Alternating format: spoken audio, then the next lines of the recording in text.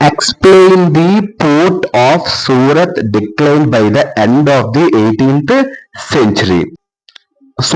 సూరత్ అంటే ఏంటమ్మా? Major city Gujarat లో.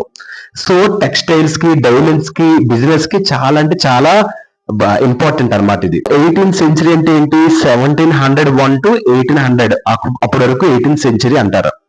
డిక్లైన్డ్ అంటే ఏంటి? డిక్రీజ్ అయిపోవడం. అంటే క్వశ్చన్ కి అర్థం ఏంటంటే అమ్మా, 18th సెంచరీ చివరిలో ఈ యొక్క సూరత్ పోర్ట్ ఒక ఇంపార్టెన్స్ పూర్తిగా తగ్గిపోయింది. ఎందుకు తగ్గిపోయింది? ఎందుకంటే యూరోపియన్ దేశంలో ఉన్న కంపెనీస్, అంటే ప్రత్యేకంగా ఏంటి, ఇంగ్లాండ్ కంపెనీ అంటే బ్రిటిష్ కంపెనీ కొత్త పోర్టులను డెవలప్మెంట్ చేసింది. ఇంకా ఎప్పుడైతే కొత్త పోర్టును డెవలప్మెంట్ చేసిన తర్వాత ఆ ట్రేడ్ ని, ఆ మొత్తం బిజినెస్ ని ఆ బ్రిటిష్ వాళ్ళు వాళ్ళ కంట్రోల్లోకి తెచ్చుకున్నారు. దీంతో మన ఇండియాలో ఉన్న సూరత్ ఒక బిజినెస్ దాదాపు ఆల్మోస్ట్ దివాలా ఎత్తేసింది, బ్యాంకరప్ట్ అయిపోయింది. ఓకేనమ్మా, ఇది ఈ క్వశ్చన్ కి అర్థం. The port of Surat declined by the end of the 18th century because of the increasing power of the European companies engaged in trade in India. ఓకేనమ్మా, డన్. ఈ పాయింట్ లో ఒకసారి తెలుసుకుందాం. చాలా ఈజీగా చెప్తాం, జాగ్రత్త వినండి అమ్మా. 18th సెంచరీ అంటే 1701 to 1800 టైం ని 18th సెంచరీ అని అంటారమ్మా. యూరోపియన్ కంపెనీస్ అంటే బిజినెస్ కంపెనీ, బిజినెస్ ఒక సంస్థ యూరోప్ నుంచి. ఎంగేజ్డ్ అంటే ఏంటి? ఇన్వాల్వ్డ్. ట్రేడ్ అంటే ఏంటి? Selling and buying goods. So done. So ఈ పాయింట్ కి అర్థం ఏంటంటే 18th సెంచరీ లాస్ట్ లో సూరత్ పోర్ట్ ఇంపార్టెన్స్ తగ్గడానికి ఒక మోస్ట్ ఇంపార్టెంట్ రీజన్ ఉంది.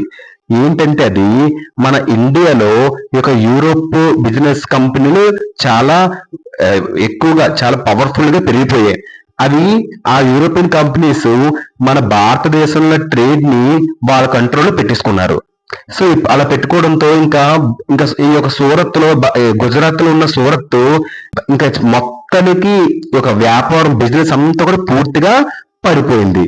సో యూరోపియన్ కంపెనీస్ ప్రభావం బాగా పెరిగిపోయింది. యూరోపియన్ కంపెనీస్ అందులో మెయిన్ ఏంటి? బ్రిటిష్, డచ్, ఇలా ఫ్రెంచ్ కంపెనీలు.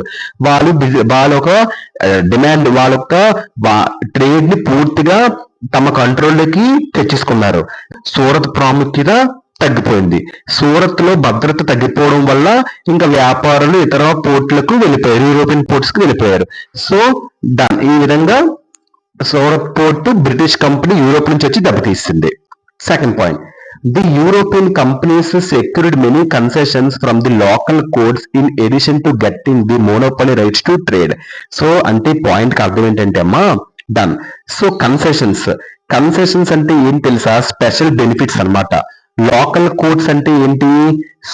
లీగల్ మ్యాటర్స్ ని సాల్వ్ చేయడం, అంటే లోకల్ లో జరిగే లీగల్ మ్యాటర్స్ ని సాల్వ్ చేసే లోకల్ కోర్ట్స్ అంటారు. దాని నెక్స్ట్ ఏంటి? Monopoly rights. మోనోపొలీ రైట్స్ అంటే ఏంటంటే ఒక వస్తువు ఒకే వ్యక్తి లేదా ఒకే గ్రూపు లేదా ఒకే కంపెనీ మాత్రమే తయారు చేయడం,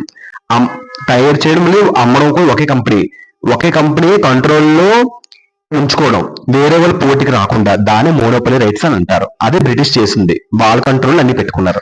ఈ పాయింట్ కి అర్థం ఏంటంటే సింపుల్ చెప్పాలి, యూరోపియన్ కంపెనీస్ అంటే బ్రిటిష్ అంటే ఈస్ట్ ఇండియా కంపెనీ అంటారు.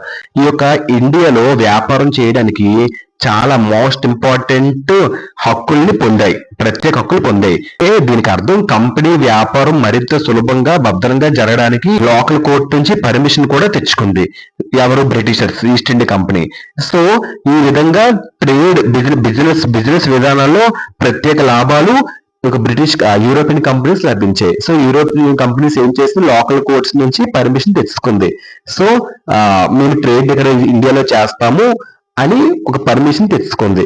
ఇంకా ఎప్పుడైతే పర్మిషన్ ఇచ్చారో వాళ్ళు ఇంకా కంపెనీ వ్యాపారం మరింత సులభంగా, చాలా భద్రంగా జరగడానికి ఒక ఆధార్ రూట్ అనే దానికి వాళ్ళకి దొరికింది. అది పాయింట్ కి అర్థం. Next, it led to the decline of the old port Surat and Hooghly which were operated by the local merchants. So ఈ పాయింట్ కి అర్థం ఏంటంటే అమ్మా, డన్. సో పోర్ట్స్ అంటే అసలు ఏంటి అర్థం? Places where load and unload goods. ఏదైనా ఒక ప్లేస్ లో లోడ్ చేయడం, అన్లోడ్ చేయడం వస్తువుల్ని, దాన్ని పోర్ట్స్ అంటారు. నెక్స్ట్ ఏంటి ఇక్కడ? హార్డ్ వర్డ్ హుగ్లీ అంటే ఏం తెలుసమ్మా? వెస్ట్ బెంగాల్ లో ఒక రివర్. ఇది బిజినెస్ కి చాలా ఇంపార్టెంట్, ట్రేడ్ కి. ఓకేనమ్మా, డన్. జూట్ టెక్స్టైల్ కూడా ఇక్కడే ఇంపార్టెంట్, మీకు ఆల్రెడీ ముందు చెప్పాను నేను. ఆపరేటెడ్ అంటే ఏంటి? కంట్రోల్ చేయడం. లోకల్ మర్చెంట్స్ అంటే షాప్ కీపర్స్ అనమాట ఆ లోకల్ ఏరియాలో. సో ఈ పాయింట్ లెఫ్ట్ నుండి దారి తీయడం. ఈ పాయింట్ కి అర్థం ఏంటంటే పూర్తిగా వొకాబులరీ చెప్పుకొని ఒకసారి పాయింట్ చెప్తే వినండి. ఈ పాయింట్ కి అర్థం ఏంటి తెలుసమ్మా? సో ఎప్పుడైతే ఈ యొక్క ఆ లోకల్ కోర్ట్స్ లో వీళ్ళు పర్మిషన్ పొందారో, యూరోపియన్ కంపెనీస్ ఆ లోకల్ కోర్ట్స్ లో పర్మిషన్ పొందారో, సో ఆ కోర్టుల నుండి ఇంకా అక్కడ నుంచి వాళ్ళకి ప్రత్యేక లాభాలు పొందడంలో చాలా మునిగిపోయారు వాళ్ళు. చాలా లాభాలు వస్తాయి. ఎప్పుడైతే ఆ లాభాలు వాళ్ళకి వచ్చాయో అక్కడే ఉంటున్న లోకల్ లో బిజినెస్ పీపుల్ ఉంటారు కదా, లోకల్ మెర్చెంట్స్ నడుపుతున్న పాత పోర్ట్లు ఉంటే సూరత్ మరియు హుగ్లీ లో పాత పోర్ట్స్ ఉంటే ఆ పాత పోర్ట్స్ నడిపించే ఓనర్స్ ఉంటారు కదా, సో వాళ్ళ యొక్క ఇంపార్టెన్స్ మొత్తం పడిపోయింది. సో వాళ్ళ ఇంపార్టెన్స్ మొత్తం తగ్గిపోయింది. అక్కడ ఉన్న స్థానిక వ్యాపారంలో పోటీ ఇంకా బ్రిటిషర్స్ తో, యూరోపియన్ కంపెనీస్ నుంచి వస్తున్న బ్రిటిషర్స్ తో పోటీ చేయలేకపోయారు.